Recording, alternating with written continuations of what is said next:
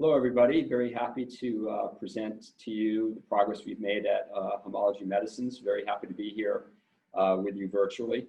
It's been an exciting year for us, and I'm happy to share an update. On this slide, it's our forward-looking statement slide. We are a public company, and if you want to check out our SEC filings, you can find them on our website.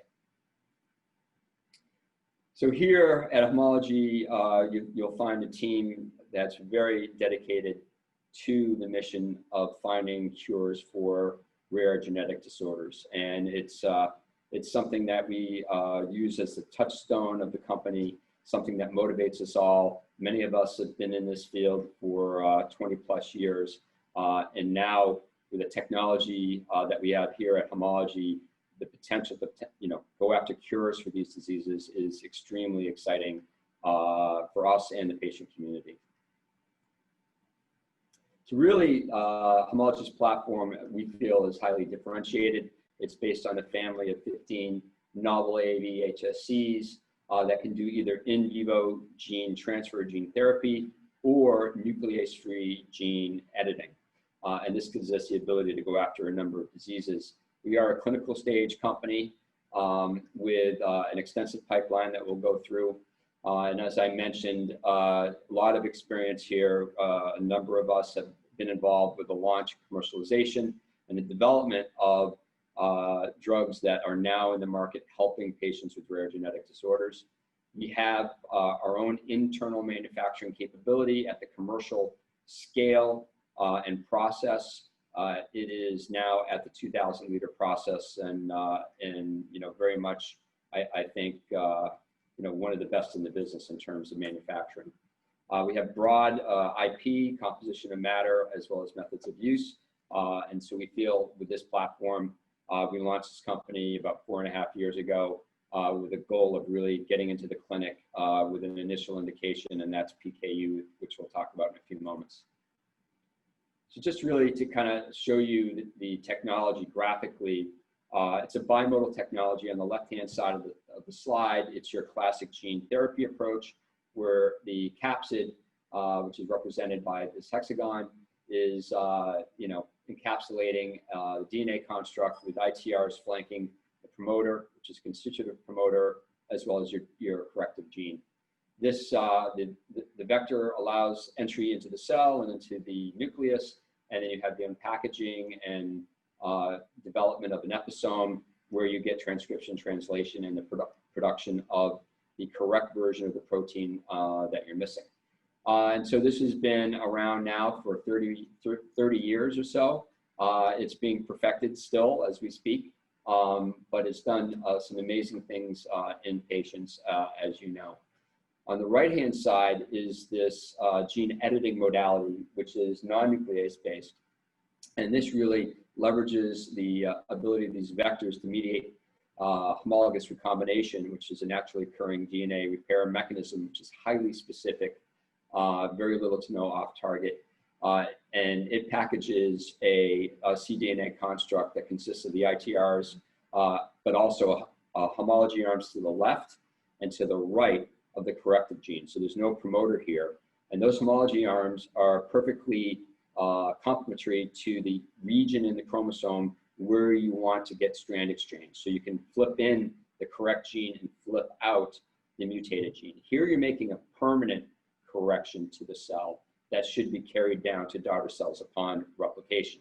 So depending on the kind of disease that you want to target, if you want to go after a CNS disorder, or the adult liver, those are tissues that are relatively stable, don't turn over that much. Gene transfer is a great way to go. But if you want to go after diseases where you see a lot of turnover in the tissue, pediatric liver, bone marrow, then gene editing is the way to go. And we feel like we have both parts of the platform off of the same vector, which is really a plus for us. We see with these 15 vectors, and we've published this now extensively in non-human primates, really good biodistribution in the liver, brain, lung, skeletal muscle, and the retina after IV injections. So these vectors, which belong to clade F, do cross the blood-brain barrier extremely well and get into the CNS. And what's nice is we've now characterized a panel of 11 of the 15 and published that, and we can select the vectors we want for a given disease. So if we want to go after a neuromuscular disorder, we have 3 or 4 vectors that can do that very well. If we want to go after the liver, we have multiple vectors that can do that very well as well. This is our pipeline. You can see we started with a gene therapy program in PKU, the adult population of PKU. We are in a phase 1/2 trial now in the dose escalation phase of that trial. We were able to get there within about 3.5 years of starting the company. So we really executed very quickly on that. Our second gene therapy program is for a disease called metachromatic leukodystrophy. We'll get into this a little bit later, but it is a pernicious disease of the CNS and the PNS in children. And it usually results in these kids not reaching their 10th birthday. For gene editing, we're going after the pediatric population of PKU. Here we want to make that permanent correction so that these kids hopefully can grow up never even remembering that they were diagnosed with PKU. We have a program of in vivo sickle cell disease, other hemoglobinopathies, as well as a partnership with Novartis on an eye disease that is in the discovery stages right now. So a pretty robust pipeline that we're moving forward. A little bit about PKU. It's an inborn error of metabolism, results in severe neurologic complications. 2/3 of the population is the most severe or classical form of the disease. Right now, the standard of care is really diet.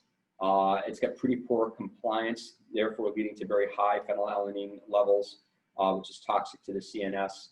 Right now, 90% of the adults in the US are untreated with any therapeutic product. There's about 16,500 patients in the US and about 50,000 patients globally, and newborn screening yields about 350 cases a year in the US and about 1 to 1,500 cases globally. For 95% of patients, treatments that are out there right now do not reconstitute the normal biochemical pathway, which you see on the left-hand side of the slide. You can see the normal pathway is taking from protein, the breakdown to phenylalanine. Phenylalanine gets converted to tyrosine by the enzyme phenylalanine hydroxylase, or PAH, you see in green. That leads to, tyrosine is a precursor for several important neurotransmitters, dopamine, serotonin. So that's really the normal biochemical pathway. That's what we're doing with both the gene therapy program and the gene editing program. There is a drug on the market, Palynziq, that utilizes phenylalanine lyase. This is a plant enzyme that converts phenylalanine not into tyrosine, but into tranexamic acid and ammonia. So those are metabolites that cannot be converted into the neurotransmitters. So what we're trying to do is actually restore the normal biochemical pathway in these patients. We are in the the later stages of our dose escalation phase of our phase 1/2. We have dosed patients in the first dose cohort, which is low E to the 13, the mid dose, mid E to the 13, and then the high dose. And we've dosed now at least 2 patients in each of these cohorts. And recently announced that we have dosed a second patient in the 3rd cohort. We have the option to add a 4th cohort above the highest dose here or in between these doses as well. We have a 10-fold safety margin based on our non-clinical studies in the mouse model as well as a non-human primate. And the idea is to select the dose here to take forward to the right-hand side of the slide, which is a dose expansion phase, where we hope to enroll 6 patients all at the same time now. On the left-hand side, we have to stagger in between each of these patients in each of these doses. And then we'd have a concurrent control, and then flip that current control over into the expansion cohort arm, the treatment arm of the trial. Primary efficacy point here is Phe measurements that are below or at 360 between weeks 16 and 24. So what are we looking for? We're looking for phenylalanine levels to go down. The target for us is 360. Phenylalanine measurement is a registrable endpoint that's already been demonstrated at FDA. We're also looking for a concomitant increase in tyrosine, which means that you are seeing enzyme activity by seeing phenylalanine go down and tyrosine go up. And then what's important is the Phe-tyre ratio, which is an important clinical diagnostic measurement that you want to get to around 2.5. So really the endpoint really applies to the dose escalation, the dose expansion part of the trial. So we continue to see encouraging clinical data, which suggests PAH enzymatic activity. We have seen no treatment-related serious adverse events. As I mentioned, we've enrolled in all 3 cohorts. The important thing is here is a balance of seeing efficacy against safety, but also durability. And that's something that we're very focused on to select the right dose to take forward into the dose expansion phase of the trial. In terms of our capabilities on manufacturing, we have invested heavily in this, have our own internal 25,000 square foot commercial ready platform that can scale up to 2,000 liter scale. This is, we're one of the few companies that are able to do this. We use an HEK 293 platform. We've been able to do 500 plus lots at this scale. And we've got several 500 liter bioreactors as well as a 2,000 liter bioreactor as well. We've already have the FIXX trial supply for the phase 1/2 on hand, ready to go.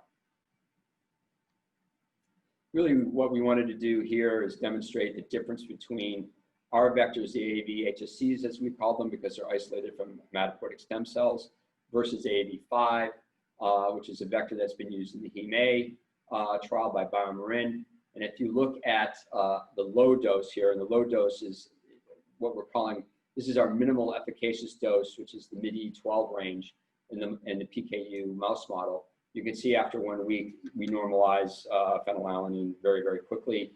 AAV5 made the exact same way as we made AAVHSC 15, really did not see any effect.